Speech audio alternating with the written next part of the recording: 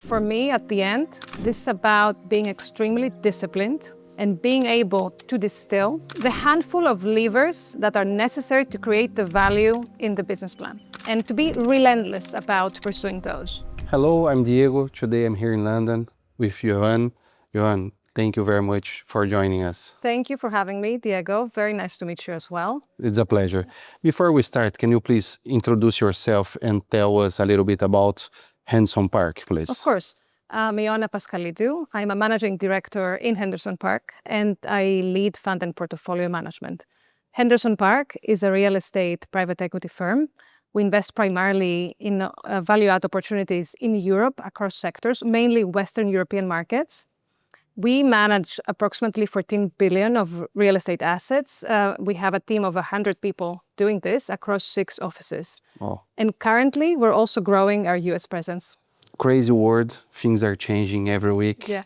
What do you see as a key market signals to decide where to allocate capitals nowadays? The answer to that is we are really focused on structural signals to make our decisions, and we don't focus on just short-term pricing moves.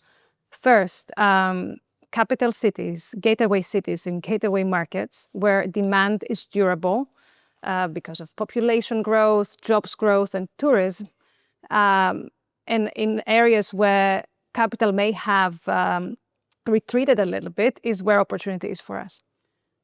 At the same time, we're very focused in the bifurcation between assets that are compliant with sustainability standards and those that are not compliant. And this is, of course, something very common in the office sector, but not only.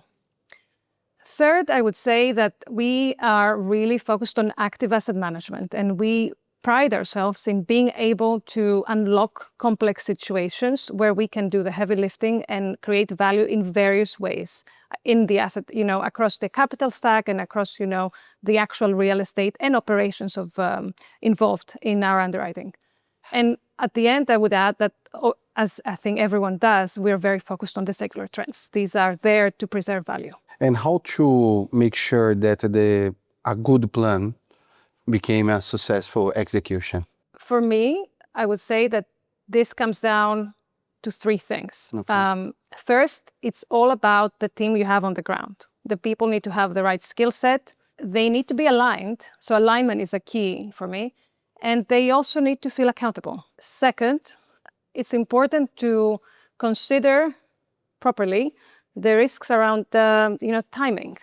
This can impact things like planning, CapEx execution, leasing velocity, and financing. And finally, taking all of that into account, retaining optionality and being able to pivot flexibly if needed, be in a disciplined way, that's also important. Talk about the market. Where do you see the best opportunities today? And more important, where do you see, or which risks do you see that the market is ignoring? Sure, that's a great question. For us in Henderson Park, I think it's important to focus on sectors and markets where demand is strong, but the asset base hasn't quite adjusted yet. And by that, I mean, perhaps the asset base doesn't quite meet today's requirements. And this could be in terms of quality, in terms of regulatory expectations and functionality. That concept applies very well across sectors, and we really favor the hospitality sector for that matter, where one can add value through various levers, both at the real estate side and the operational side. This is something we see also in the living sector and offices as well. On the flip side, talking about the risks, I think it's quite easy to underestimate the risk of obsolescence. Today, again, very much a concept we hear about offices, but it's not just about offices.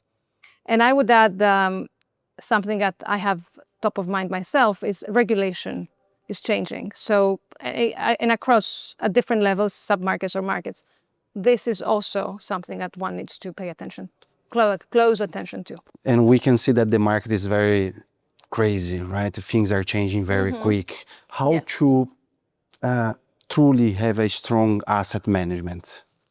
That's my favorite question. For me, at the end, this is about being extremely disciplined and being able to distill the handful of levers that are necessary to create the value in the business plan, and to be relentless about pursuing those. So that's first. But you don't do that alone. And this brings us to an earlier question you asked. It's about the team you have around you. It's about the different stakeholders. Everybody needs to be on that journey. This is the operating partners. This is the lenders. Alignment is paramount in order to implement that very, very disciplined execution. Looking at your professional career, you've been in some of the most influential and biggest companies in the world. What shaped you to be on this leadership position that you are right now? Thank you for your kind words. I have been fortunate to work in different organizations, and I had a blast in each one. And the lessons I've learned have stayed with me until today.